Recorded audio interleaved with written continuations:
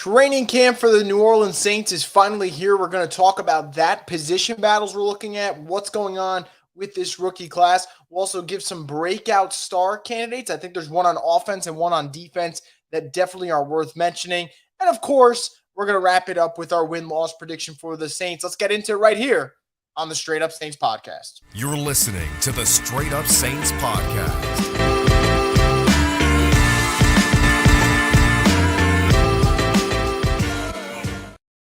Welcome back into another edition of the Straight Up Saints podcast. I'm your host, Chris Rosvogo, and this program is brought to you by Scott McNair Injury Lawyers. If you've been injured in any kind of accident, car, truck, 18-wheeler, or hurt offshore, Scott McNair handles it all. You can give him a call at 504-500-1111 for a free consultation. That's right, a free consultation.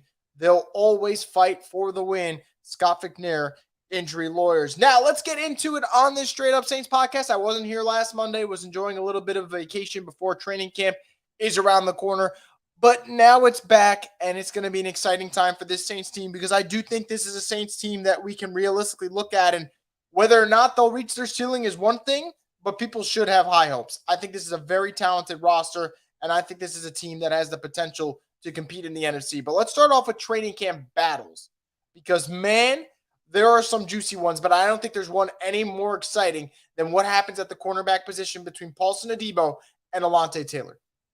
We know Marshon Lattimore is great, right? I don't give a crap what Madden rates him. It's always going to be too low, but Marshon Lattimore is your undisputed number one cornerback who's going to lead that secondary. Who's going to be the man across from him? Is it going to be Paulson Adebo, who had an exceptional rookie year and then was just either hampered by injuries or hampered by bad play in year two? It was a mixture of both. On the other side, you have Alontae Taylor, who didn't really get to make plays early on. And then once he was inserted into the lineup around October, you were like, okay, this kid's got what it takes to be a starting caliber cornerback who can make big time plays. So the Saints have two young options, two exciting options. And what's fascinating about this is Alontae Taylor has also been working in the slot. And why is that fascinating? If Alontae Taylor doesn't win the outside cornerback job, does that all of a sudden open up a slot cornerback battle between Bradley Roby and Alontae Taylor? Either way, the Saints should be happy that they have options at a premium position, and they certainly do. And I think that's going to be one of those battles that we're going to be looking at for sure. Now, that's not the only battle that I think is going to be fascinating. I think there is a sleeper battle brewing on the offensive line. I think from the center to the right tackle spot, the Saints know what they got. The Saints know that they have Cesar Ruiz. They know they have Ryan Ramczyk. They know they have Eric McCoy. On the left side is where things is fascinating because you know Pete's been your left guard for ages now, and you know that Hurst can play left guard and left tackle spot minutes, I would say, when he needs to. What's going on with Trevor Penning? Is he going to be healthy? Is he going to be capable of playing all 17 games? If the answer is yes, then all of a sudden, I think you enter this interesting spot where you go, hey, does Pete battle with Hurst for that left tackle spot? Because Pete's in a situation now where he's going to be a free agent after this year. And I think that Pete is also in that spot of uncertainty. He gets injured an awful lot. So I think that New Orleans could, not saying they will, could have a left guard battle brewing if Trevor Penning's healthy. And I can't stress it enough. Trevor Penning's going to be one of the most important players on this year's squad, because if he's not playing, I think that there's going to be a problem on that offensive line. If he is playing great, we're going to get to see him develop. We're going to get to see him make a bunch of plays, hopefully, that excite us about not just this year, the years to come. But if Penning's not there, that'll be a little frustrating. Now, there's one more battle that I want to mention in terms of the really exciting ones. And I think it's the wide receiver 4 spot. Because you know you got Michael Thomas ready to come back at your wide receiver 1. You know you have Chris Olave and Rashid Shaheed in the 2 and 3. And boy, could they be really, really exciting this upcoming season. Who's that number 4 wide receiver? Is it Traquan Smith? Is it Brian Edwards? Is it A.T. Perry? Is it James Washington? Is it Kirk Merritt? Is it Keith Kirkwood? Saints got options. What I will say, and I know not a lot of fans want to hear this right now, but I think it's the truth. I think the edge right now might go to Traquan Smith, and I think that's just because he's a good run blocker. Now, the beauty about this all is Brian Edwards will have a chance to dethrone him, and I think Brian Edwards has the added luxury of, hey, he played with Derek Carr multiple seasons on the Raiders. So maybe that kind of connection will lead to him getting the edge at that wide receiver 4 spot. But make no mistake about it, while we sit here today and we rave about Michael Thomas, we rave about Chris Olave, we rave about Rashid Shaheed, let's not forget that the wide receiver 4 spot, there are a lot of options, and that could be a pivotal spot because you're never guaranteed everyone to stay healthy. That number 4 guy may be asked to make some plays down the stretch. So is it Traquan? Is it Brian Edwards? Is it the rookie from Wake Forest and A.T. Perry? Either way, that is awfully exciting. And before I get into the next topic and kind of talk about breakout stars, I want to add into this. While I mentioned those three, cornerback, offensive line, wide receiver 4, I didn't mention special teams, but man, at kicker and punter, you're going to have battles. You're going to have battles. Blake Gillikin and Will Lutz are not guaranteed their positions. And I think that's great for the Saints because all the criticism last year was on Dennis Allen and the offense. And obviously the offense gets lumped in with Pete Carmichael, so you kind of put those three hand in hand. What got off the hook was special teams. Because I can't recall just how many times the Saints had a bad punt in the fourth quarter or Will Lutz didn't look like himself. And I thought to myself, the Saints are losing 2 out of 3 phases almost every single game. So special teams has to be better. And I like that there's going to be a competition because competition, most of the time, brews the best out of a team.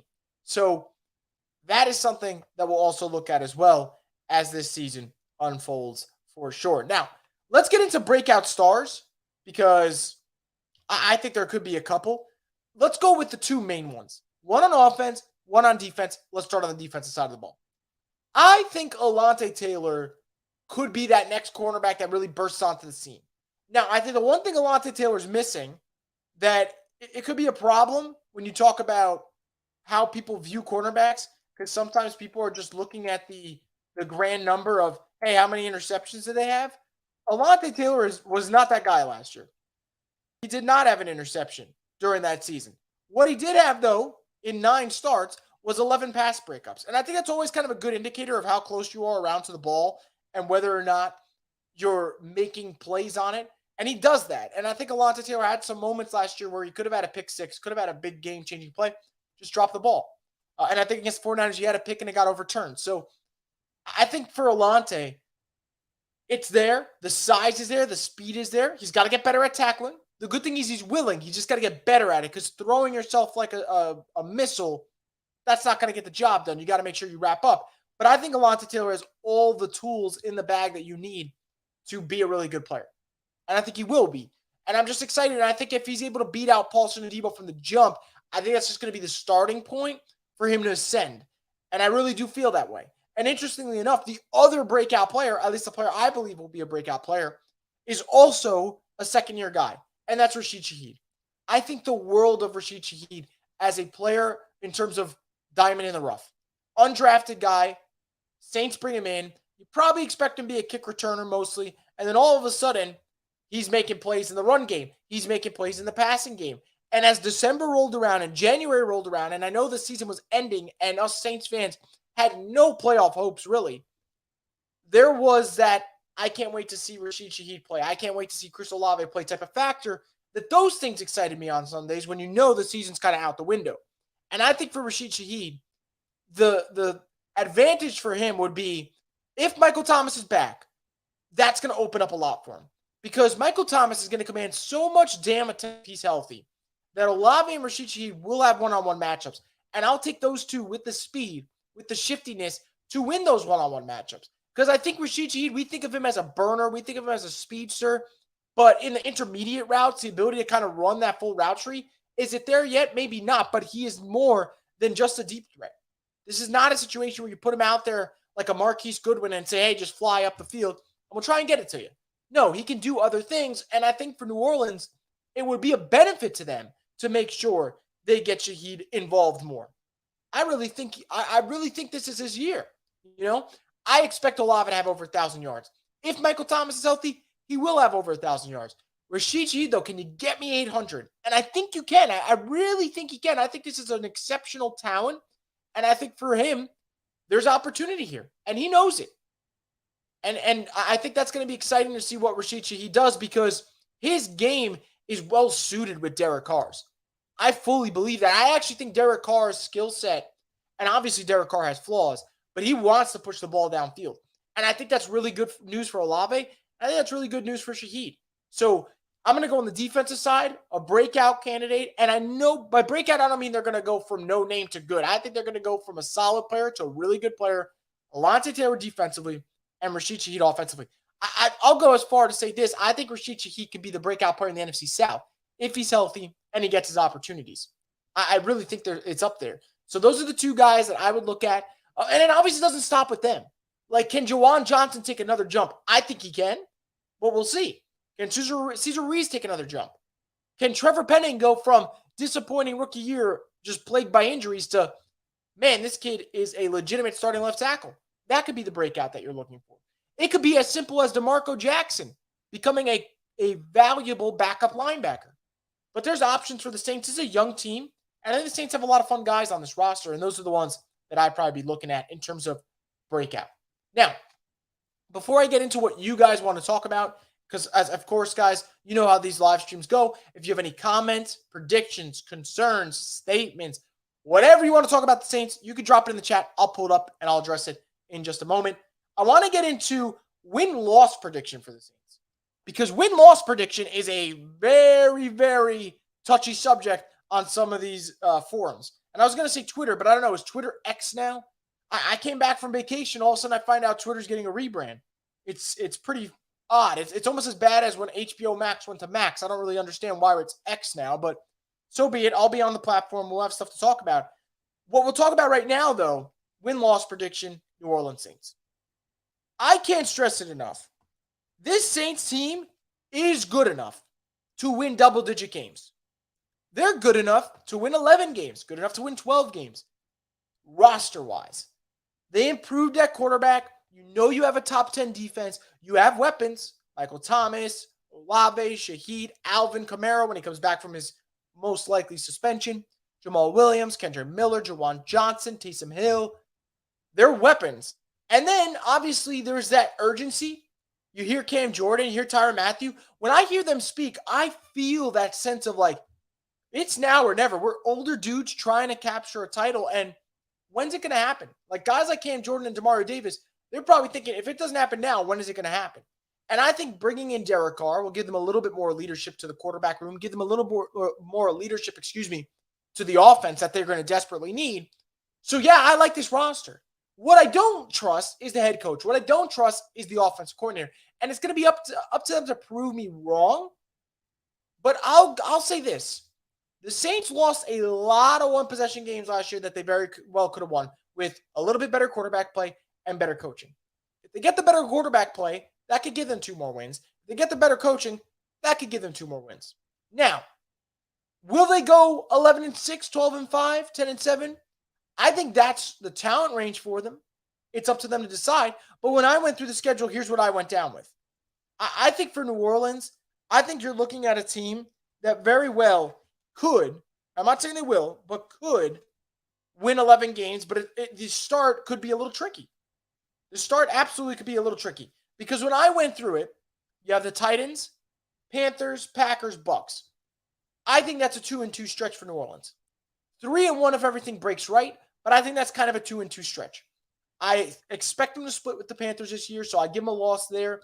And I think the Packers could be an interesting team to face. I'm not saying Green Bay is going to be good this year, but Green Bay, early in the season, don't really know what to get out of Jordan Love. Who knows? That could be a tricky game. But Bucks, I expect, and Titans could be tricky as well. So give me a split between Titans, Packers. I'll say they lose to the Panthers, and then they beat the Buccaneers. So 2-2 to start. After that, it's still pretty tough. Patriots, Texans, Jaguars. I actually think they're going to win 2 out of that 3-game stretch. So that would get them to 4-3. Now, you got to beat the Colts, Bears, Vikings. Can the Saints do that? I think they can beat all 3. I actually think that's where the Saints can get on a little run here. I absolutely think they can beat the Colts. Bears are interesting because you can't let Justin Fields run up and down the field, but they can beat the Bears.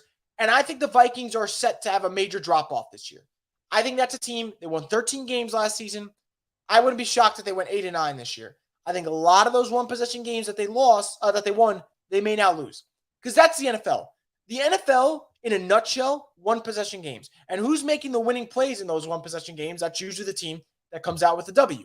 Saints last year were not. Miscue here, miscue there, you lose the game. Vikings, somehow, it was working. So I don't know if that'll happen again. But let's say the Saints lose one of those games, they'd still be 6-4 going into the bye. And that's not terrible because this is where it's going to pick up.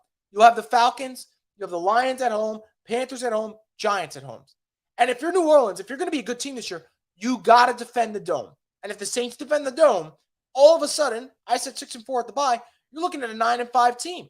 A 9-5 team with 3 games left, with those 3 games being against the Bucs, highly winnable, against the Rams, if Matt Stafford's not playing, highly winnable. And even if Matt Stafford does play, the Saints last year kicked the Rams' ass, and that wasn't a good team. So that's a winnable game, and then you have the Falcons to close it out. So if I'm going to go off what I think this team can be, I think this is an 11-6 team. Now, this can absolutely blow up in my face like Oppenheimer right now because the Saints don't have the coaching that I trust. This is a coaching staff that's got to prove it to me. Prove it. Because like I said in a previous episode, Dennis Allen is a 15-38 coach, I believe, whose best mark is 7-10. So he is a perennial loser as a head coach. He can prove me wrong, but that's what he is. But at the other hand, talent wins in the NFL, and the Saints got an abundance of it, and the schedule is favorable. Like, I feel like I added more losses. Like, when I sat there last night, I'm going through the schedule, I started adding losses that I realistically don't think they'll get, and that got me to 10-7. So this should be a double-digit win team. I'm going to, since it's July, end of July, I'm going to go towards caution and also optimistic at the same time, and I'll say 11-6. Now, if this doesn't go well, new coaching staff, obviously, got to bring them in the building. But make no mistake about it, guys. This Saints team, we should not expect anything less than 10-7. If they don't go at least 10-7, it's disappointing because this is a good roster and it's a weak schedule. Like, the NFC South is winnable. You're going to play those teams 6 times. The AFC South, Colts, Texans rebuilding, Jags on the rise, Titans, I don't know. NFC North, Bears on the rise / rebuilding, Lions on the rise, don't get me wrong, Packers kind of rebuilding, maybe on the rise, I don't know. Vikings, I think on the downslope. You get the Giants, who I think were a little fluky last year. And then NFC West-wise, you get the Rams, who I think are old, slow, and injured. So, yeah, I think scheduling and roster, give me 11-6. I'm sure it'll blow up in my face, but give me 11-6. I like this Saints team this year. I really do. I really, really do. So before we wrap it up here on the Straight Up Saints podcast, guys, as always, I want to wrap it up with comments that you guys have to throw in here, and we'll go from there. 2 comments from Alex. We'll start with the first one. Anything less than 10-7 would be pretty disappointing. Could see 9-8 winning this division, though. Yes, and I will say, beggars can't be choosers. If the Saints go 9-8 and that's good enough to win the division, I'll shut my mouth, whatever. I think that would be a bad look, though. Back-to-back years of a crappy division, and you would win 16 games in that stretch, right? 7 the first one, 9 this one. But look, if they win the division, that's all that would really matter. Alex adds, camp battles equal depth, which is always a good thing. That is for sure. That is absolutely for sure. So that's a good news for the Saints. At cornerback, at wide receiver, I mentioned those battles. A lot of depth there. Love that for New Orleans. We got a fake Michael Thomas in here saying, I'm back, ready to return to my old self. I hope that's damn true, man. We're all ready to see MT get to that level again. Now, I think he can. Like, we saw in week 1 against the Falcons, Michael Thomas was exceptional. It's like, just can he stay healthy? I know what he's going to be if he's on the field. How many weeks do you have him on the field? That is the, I guess, $15 million question if we go off his contract. John says, who dat? Love the AM shows. Really appreciate that, John. Yeah, so training camp now, and then we're going to kind of leak into the season.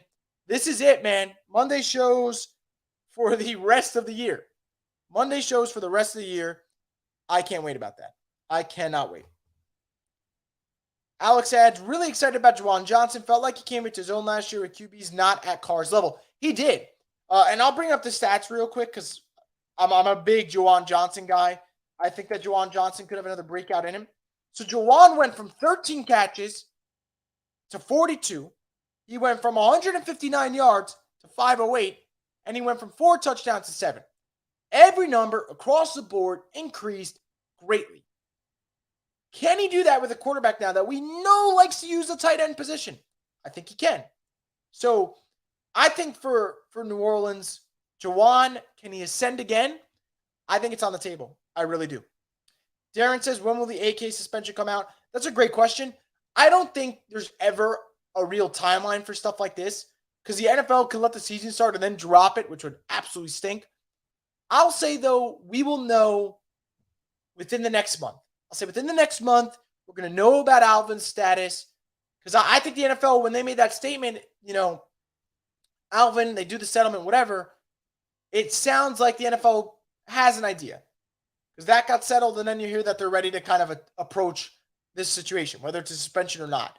I think he will get suspended. I hope it's only 4 games. My gut tells me 6, but we'll see what happens. But if Alvin gets suspended, the Saints may be okay because we got 2 comments from Margaret here that come up. Do we have enough depth in running back if and when Alvin gets suspended, and do we need to get another running back? I don't think the Saints need to get another running back. I think they got Kendre Miller and they got Jamal Williams, and I think that's a really nice tandem. But guess what? If the Saints want another running back, if the Saints feel like they need another running back, there is no better time to need a running back than in today's NFL than right now. Because unfortunately, running back market is pretty crappy at the time. And there are a couple running backs, I believe 5, that could make a difference for the Saints. And I'll list them. Ezekiel Elliott, Dalvin Cook, Kareem Hunt, Leonard Fournette, and my sleeper one that I kind of like as receiving back, J.D. McKissic. The Saints, I like Kendre Miller and Jamal Williams. I don't think the Saints need to go get another running back. But let's say they want to. J.D. McKissic is a guy who, last year wasn't what we expected out of him. But if you go to his Washington seasons, 2020 and 2021, he had over 120 catches during that 2-year span, over 800 yards, I believe over 900 yards, to be honest. That's a player that you can kind of slot right in to this Saints roster. So, if they need another running back, Jamal's short yardage can be that guy. Kendrick can kind of do everything. Now it's about, can he handle the NFL speed? If he can, outstanding. And if you want a pass catching back, slide in McKissic. And if McKissick's not good enough for you and you really want to go kind of all crazy and get a bigger name, Kareem Hunt's out there. I don't expect Dalvin to join the Saints. I don't expect Zeke either. But Kareem Hunt is out there.